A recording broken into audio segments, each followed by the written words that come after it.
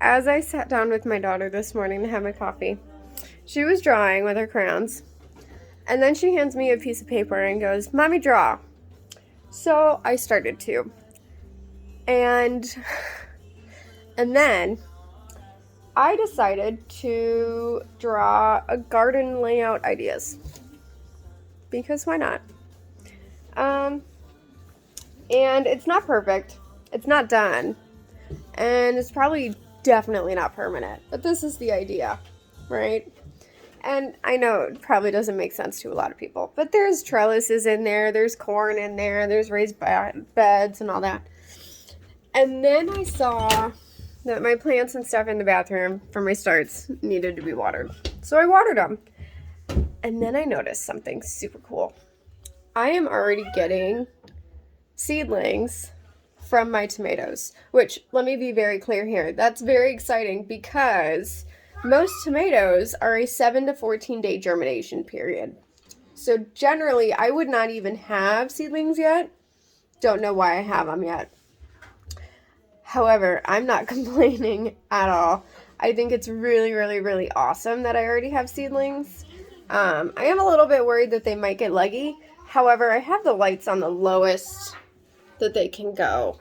I might even put something underneath my tray to see if I can boost that up. The only thing is I have all these tags that stick up, so that might not work. But let me just show you really quick, because I think this is awesome. My basil's doing great already. My lemon drop basil is doing great, and it has these really cute, almost lily pad shaped leaves on them. I did do 3, and what I'm going to do is I'm just going to plant all that together because I can either plant them together or I can end up just putting some in the front as a cool decorative, and do it that way because that does attract pollinators, and if I can attract some to the front, that means I can get my blueberry bushes and they'll come around and it'll be good. So here's my spicy globe. And that's doing good. It's a little bit leggy already. It's a little bit, but not bad. So I'm not super worried. And then here we have, and then here's the lemon drop right here. And then you can't see it really, but right here, there's a couple little seedlings popping through on that red Reuben. And then we have the one through the mammoth. So I'm hoping later today or by tonight we'll have more of that. None of my peppers have come through. However, check that out. One of my Waspacan peach, my seedlings has come through. So, explain, let me back up a little bit, right? Okay, so my tomato seedlings have come through. Keep in mind, I did the 1 seed challenge, okay? So I've only used 1 seed to germinate these tomatoes. That means it works. I'm gonna save so many seeds. This is so exciting. I'm really geeked out about this. I did not think the 1 seed thing was gonna work. I really didn't. I thought I was gonna have to go back in about a week and then re-sow some stuff. And then have to maybe thin some stuff out, because maybe all of a sudden, well, it's lost now, sweet cheeks. I'm sorry, babe. Yeah, it's gone. Yeah, I can't move. We'd have to move this whole thing to be able to get that. My things, there's the holes. Well, the bottom was like that too, and she lost a little hair tie and then a piece of paper, and so she's trying to get it. But back to the tomatoes. So I didn't think it was going to work, right? I didn't think the 1 seed was going to work. So I thought I was going to have to probably go back in about a week and then re-sow and then potentially have 2 tomato seedlings growing in that plant, in that container space. And I would have had to separate and thin. And if I wanted to, I could have chucked 1 into compost and then let it go that way. Which if you do stuff like that, you know, you can actually like accidentally grow things in your compost. I know, like there was somebody that posted, and she had loofah seeds growing in this like knitted or crochet like wash rag for her dishes, and like seeds had gotten stuck into it, and it was like growing in the weaves, and I thought it was hilarious. I thought it was funny. Let me see. And then my green grape and my Chernobyl are coming in. Uh-oh. Where'd they go? Oh, okay. So my Chernobyl's not very big. So, see my eye. Okay. Sorry, guys. So, see this right here? Right past my fingernail? That's a little baby seedling. It hasn't even come up yet. It'll probably come up by the end of the day. And then I have green grape right here. And that's super exciting. And then where did my Chernobyl go? Right here is my Chernobyl. And then you see the Wasapecan peach. Like, this is so exciting because I seed save my tomatoes. I generally just do one. I just do one tomato. Amelia, come on, baby. You don't need to be in that. Thank you. Okay, come on. I generally only do one tomato, like, out of a variety, you know? So, like, for my green grape, I'll probably seed save one of them, two of them. But the fact is, the one seed trick works. However, let me see this. I was very particular about the seeds that I used. You're naked. Okay, gonna handle that. I'm gonna talk to you guys while I handle this one. Sometimes your 2-year-old will just get naked. And sometimes you just gotta roll with it.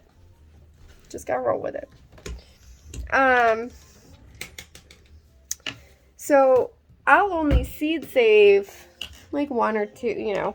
It just depends on the tomatoes. So like the big beefsteaks, right? You only need really to seed save from one. Unless that seed save just doesn't go well and it doesn't take well. Go. Aw, you're so sweet, girl. Okay. All right. Mommy's got to do this one-handed, okay? So you got to work with me here. Mine.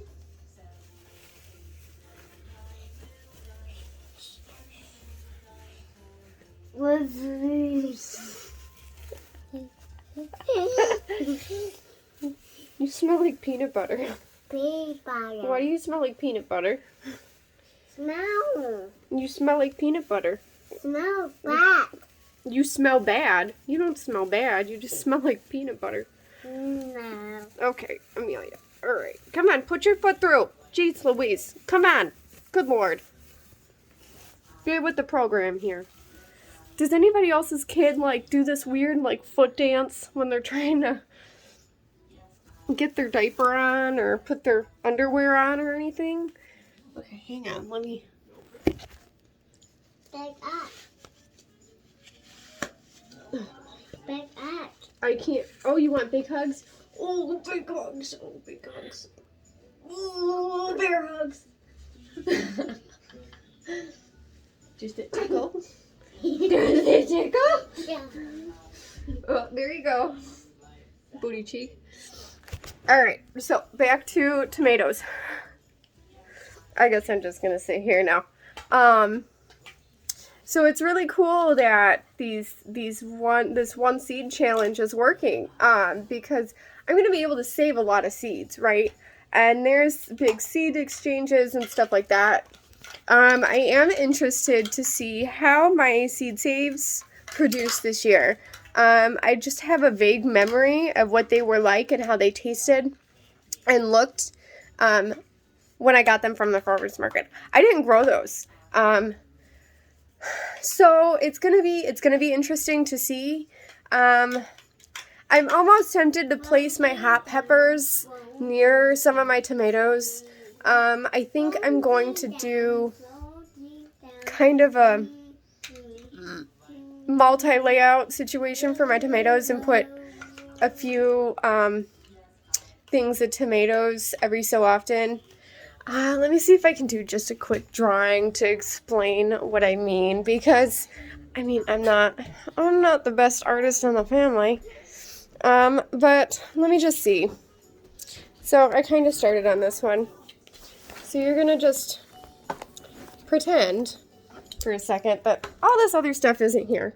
So this is what I'm starting with. So let me zoom out here. So just pretend the other stuff isn't here. So I'm thinking maybe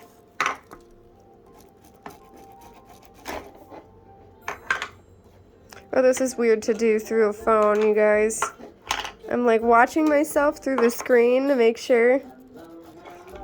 And then we do like just posts with a cattle panel for, so the tomatoes would go here.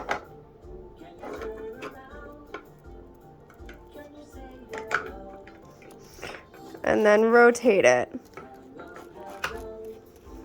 And then do like a cucumber trellis here.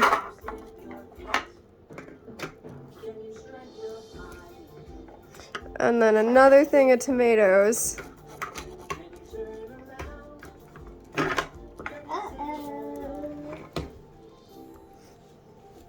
You know, so you do tomatoes, peppers, tomatoes, cucumbers, tomatoes, because I can't put my hot and sweet peppers near each other, otherwise they will cross-pollinate. It's a slight chance that they wouldn't, but it's more likely to happen than not. So I just don't really want to risk that. And two, I don't want to put them near each other because I'm going to be harvesting them differently, dependent on just where the weather is, if that makes any sense. So say, let's just pretend it's end of May, right? End of May. So we're looking at 80s, just standard 80s, mid 70s, low 80s, type of weather. Pretty sunny, partly cloudy sometimes, a little bit of rain here and there. Pretty usual for where I'm at. For these sweet peppers, I will not harvest after it rains or after they've been watered, because I want that full flavor from them, because they are a sweet pepper. I want that. However, with a hot pepper, I will wait until after the hottest time of the day, and probably after a rain or a watering, because that will help kind of settle that flavor out a little bit, so that hot isn't going to be too hot. Because if it's too hot after you've watered that out and that plant has soaked that up, it means it's going to be way too hot for you before you've watered it and during the heat of the day. I hope that makes sense. And as far as tomatoes go, you don't harvest after watering. You let them try to dry out a little bit. They do, I want to say it's downy mildew. They can get kind of moldy and the water. So you need to make sure that if you're big into pruning, you don't overdo it with tomatoes, because it does get windy in the Midwest. It doesn't get like Florida windy or Chicago particularly, but where I'm at, I've noticed it gets fairly windy. So they have to be strong enough and bushy enough to withstand that, to protect the fruits. However, they also cannot be overly bushy and under pruned to the point to where there is not enough airflow, because that airflow is going to dry that water off those leaves, and that's how those leaves will get sick. If they don't have that airflow, they're not going to be able to get dried off the way they need to. And something about tomatoes that I didn't realize last year when I was trying my thank you, sweetheart, styrofoam ball, when I was trying my yellow pears, was if you water them overhead, they are more likely to get sick than anything. So you want like a low spray nozzle Or I've even seen people take like thin PVC pipe and drill holes in it and attach it to their hose and just lay it in the bed for like 30 minutes and turn that on so it's only getting in the soil. So it's only getting to the roots. So there's no splash up or anything like that. Now I got lucky. I'm going to show you guys really quick. I'm just going to step outside just to show you guys really, really quick because I'm not going outside really today. It's much too cold for my liking to do any yard work or anything like that. Let me see. Okay. Oh, it's actually not too bad out. Maybe I can come out and sit in my hammock. Who knows? Alright. So just really quick. One of these. One of these. It's just one of the long ones. At the bottom, there is a nozzle that allows you to kind of dictate how much of a pressure you put on that. Oh, that still looks so good. Oh, I just wish it wasn't so crooked. Sorry, I'm like looking at this arch trellis going, how can I make that look nice? And that's what I'll be using to water my garden. And then, you know, with tomatoes, you have to be careful. But I am really, really excited and very thankful that so far what I've done with my tomatoes is working. Before this, I hadn't started my tomatoes. I still need to start my hot peppers. But, you know, just keep in mind that some tomatoes are open pollinators and some aren't. And it's possible, from my understanding, I think it's actually fairly plausible at the idea of if you plant a hot pepper near tomatoes that are open pollinators, I feel it's possible to get a spicy tomato. And I know I sound probably like a lunatic saying that. However, the idea of a spicy tomato is very, very exciting and intriguing for me. I think that'd be actually a really, really cool experiment to see if you could get a spicy tomato. I mean, can you imagine a green tomato with all that sweet tomato flavor, but with a zing to it, like in a poblano? Like, I feel like that would be really cool. I don't know, maybe I'm nerding out, but I'm probably just talking to talk at this point. But, yeah, I just wanted to share with y'all my seeds and how that was going so far. I thought that was really, really exciting for me this morning. And even my daughter went, yay! It was so cute. It was so cute. So thank you for bearing with me for having to do mom at the same time as doing this. I always appreciate the patience and the understanding. So I know I'm probably not the only one that goes, I understand. I get it. When you see another parent having that struggle that you're used to, you know.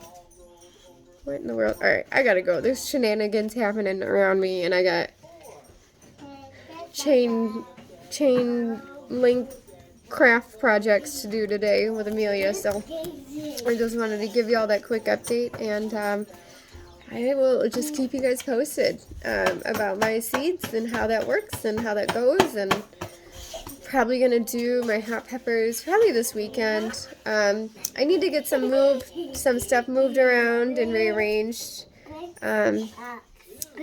to on my shelf to get my hot peppers going and my other veggies and stuff. So, you know, we're hoping Mother's Day is probably going to be a busy day.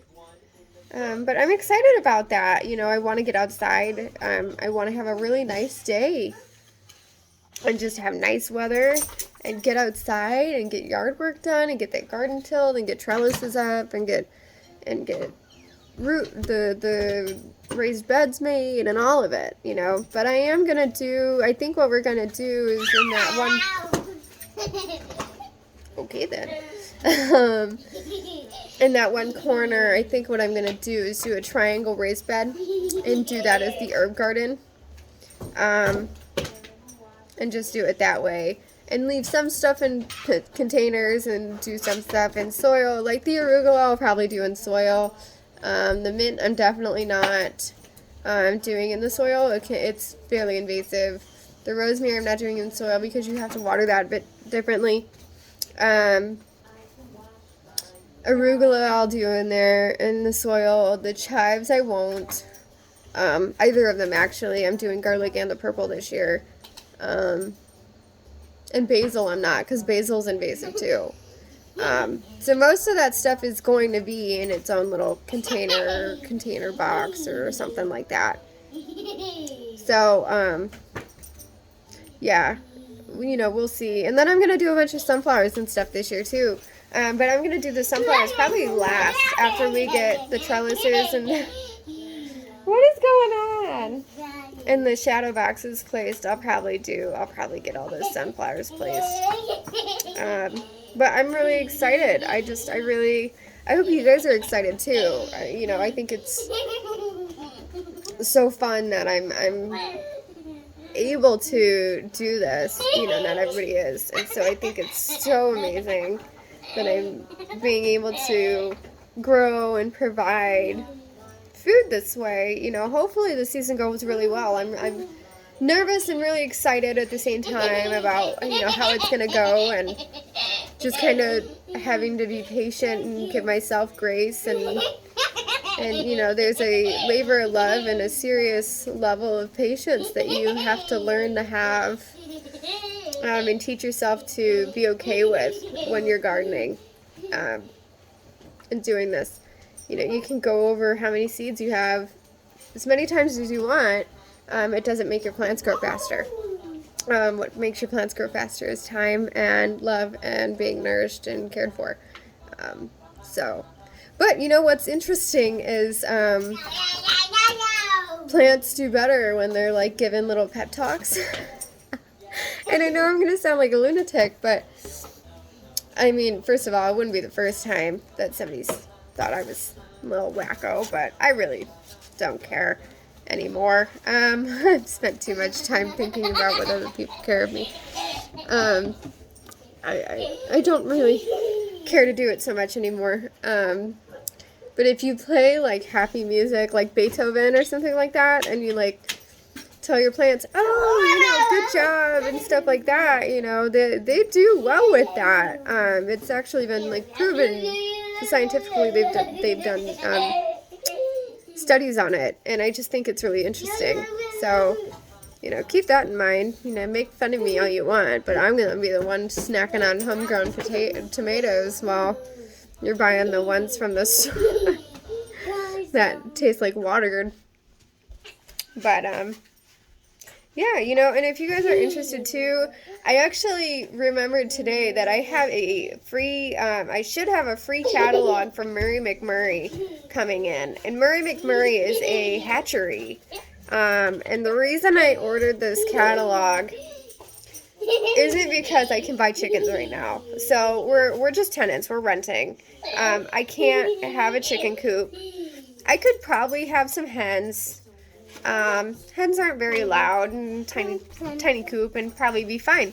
But I just don't really want to risk it. I just feel like the neighbors wouldn't be too happy with having a chicken coop, because they do kind of stink, You don't want them too close to the house. So what I decided to do instead is start doing my research on what kinds of chickens do I want, what kinds of chickens are better for cold weather, for the warmer climates, or for weather that kind of goes back and forth, and for... Oh my.